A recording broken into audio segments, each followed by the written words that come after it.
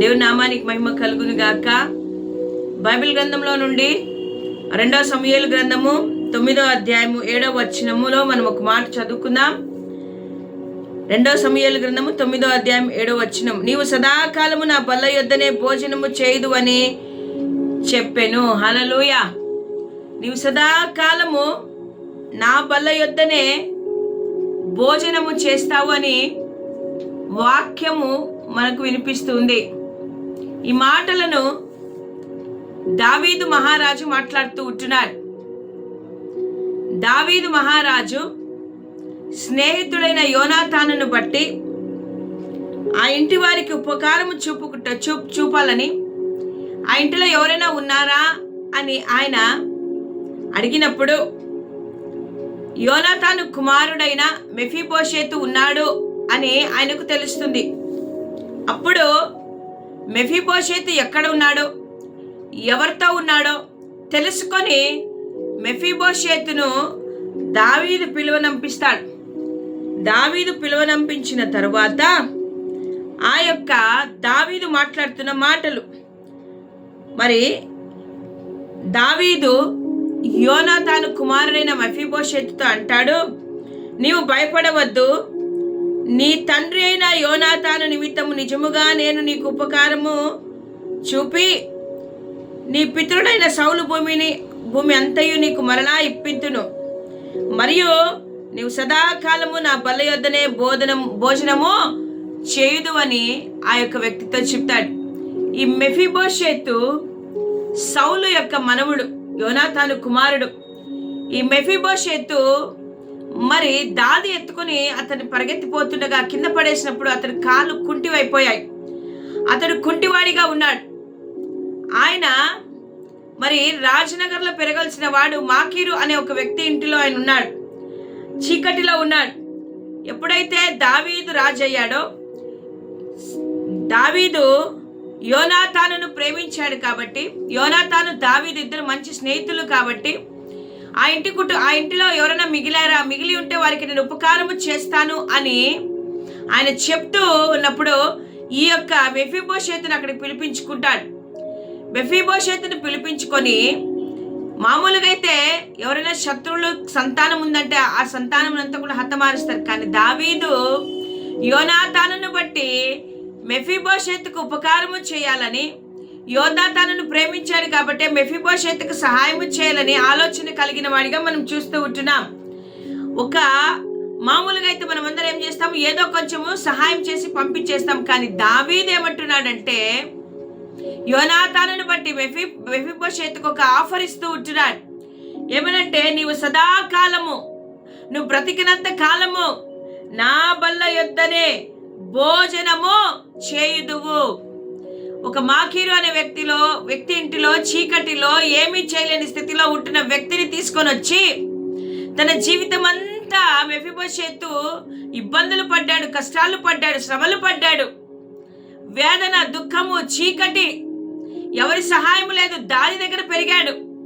రాజు నగరంలో పెరగవలసిన వాడు ఎటువంటి పరిస్థితుల్లో ఉన్నాడంటే చీకటిమయమైన జీవితము, నడవలేని స్థితి.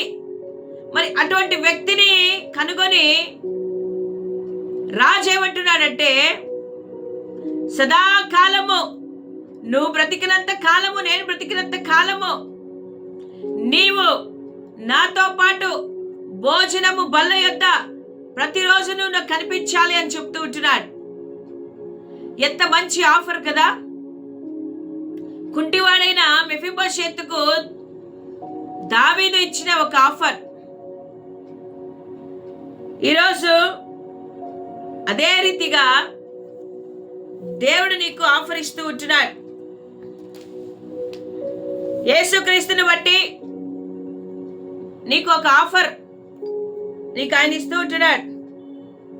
సర్వ సృష్టికర్త అయిన దేవుడు, సమస్తాన్ని నోటి మాట చేత సృష్టించిన దేవుడు, సమస్తము ఆయన ద్వారా కలిగి ఉంది.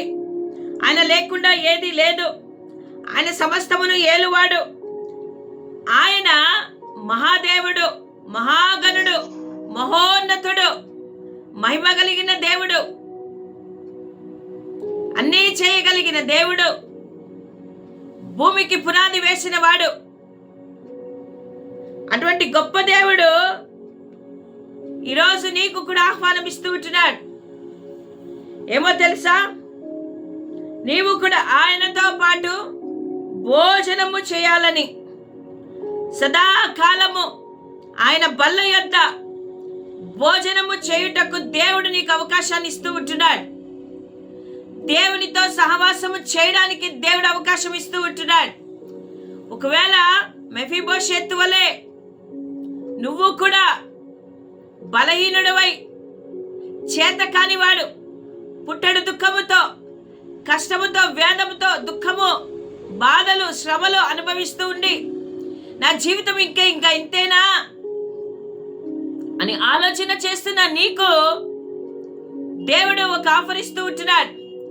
ఎవరిని బట్టి? యోనాతానును బట్టి ఏ రీతిగా మెఫీబోషెతుకు ఆఫర్ వచ్చిందో, యేసుక్రీస్తుని బట్టి ఉదయకాలము నీకు ఒక ఆఫర్ని దేవుడు ఇస్తూ ఉంటున్నాడు. నీవు సదాకాలము ఆయన రాజనగరులో, ఆయన మందిరములో, ఆయన సన్నిధిలో ఆయనతో పాటు భోజనము చేసే అవకాశమును దేవుడు ఇస్తూ ఉంటున్నాడు. హల్లెలూయా.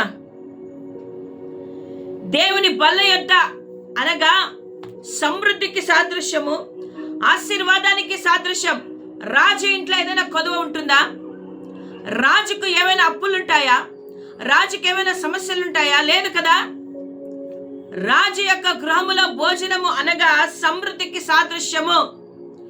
ఈరోజు దేవుడు నీకు ఆయన సన్నిధిలో ఉండి సదాకాలం ఆయనతో ఉంటే, ఆయనతో సహవాసము చేస్తే నీకు సమృద్ధిగా ఆయన అనుగ్రహించి మెండైన దీవెనలను కుమ్మరించబోతూ ఉంటున్నాడు. ఇది ఒక వాగ్దానం, ఇది ఒక ప్రామిస్ మెఫీబోషెతుకు. అదే రీతిగా నీకు కూడా ఉదయకాలం ఒక వాగ్దానం. సదాకాలము నీవు నాతో కూడా బల్ల యొద్ద భోజనము చేస్తావు. నీకు సమృద్ధి, నీకు ఏది తక్కువ కాదు. నా ప్రియ సోదర సోదరి, ఎవరైతే యేసుక్రీస్తు ప్రభు నిజమైన దేవుడని నమ్మి ఆయనను వెంబడిస్తారో వారందరి జీవితాలలో కూడా సమృద్ధి, ఆశీర్వాదమును దేవుడు అనుగ్రహించబోతూ ఉంటున్నాడు. ఇక్కడ ఒకటే కాదు, ఈ లోకంలో మనకు కాదు, బ్రతికినంత కాలము కాదు, సదాకాలము నిత్య జీవములో కూడా ఆయనతో పాటు కలిసి నువ్వు సహవాసము చేసి ఆ యొక్క దేవుని సన్నిధిలో నువ్వు ఉండగలుగుతావు. హల్లెలూయా. అందుని బట్టి దేవునికి స్తోత్రం.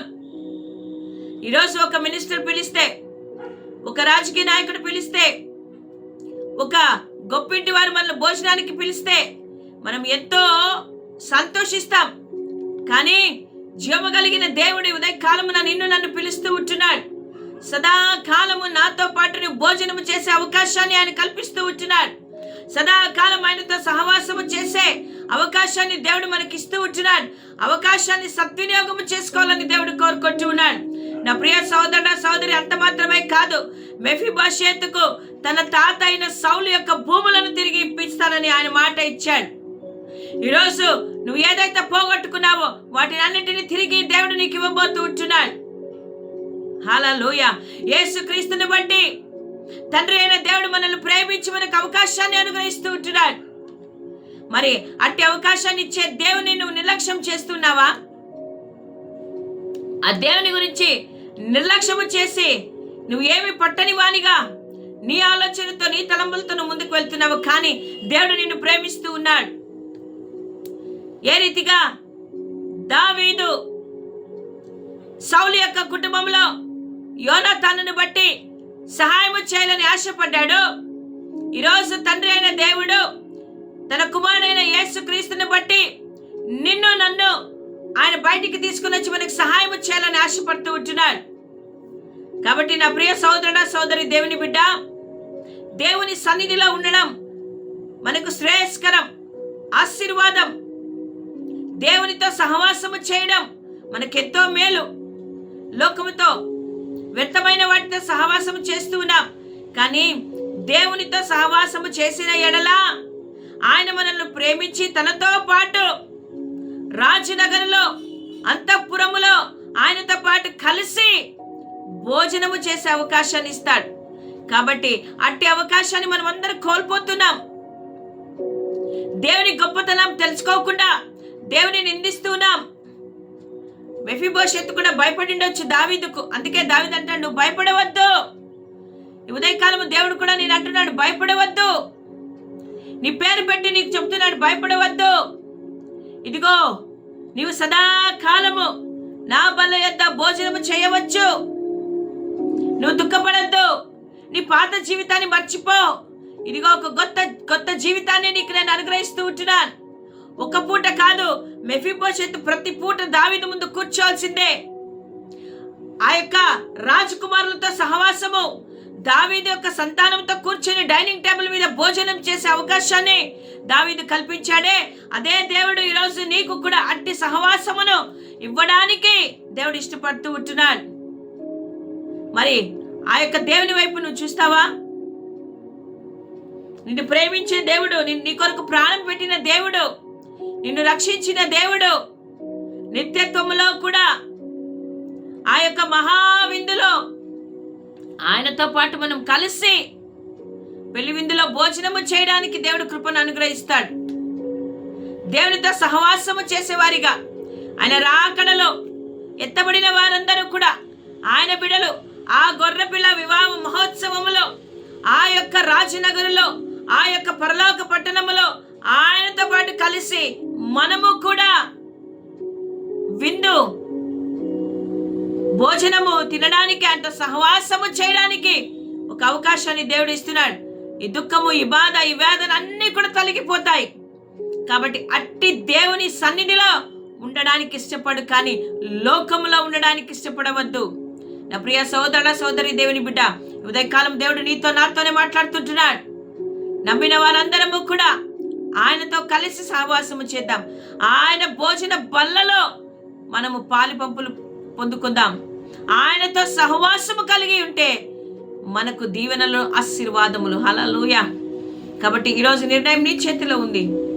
ఆయన మెఫీబోషెతుని పిలిచినట్టుగా నేను పిలుస్తూ ఉంటున్నాను.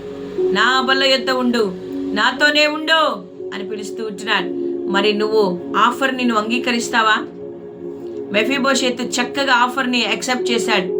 ఈరోజు నువ్వు కూడా ఆ యొక్క ఆఫర్ని యాక్సెప్ట్ చేసి ఆ యొక్క దేవునితో సహవాసము కలిగిన బిడ్డగా, దేవునితో ఆనందించే బిడ్డగా ఉండాలని దేవుడు కోరుకుంటున్నాడు. దేవుడి మాటలు మన వినికిడిలో దీవించి ఆస్వాదించునుగాక. ఆమేన్, ఆమేన్, ఆమేన్.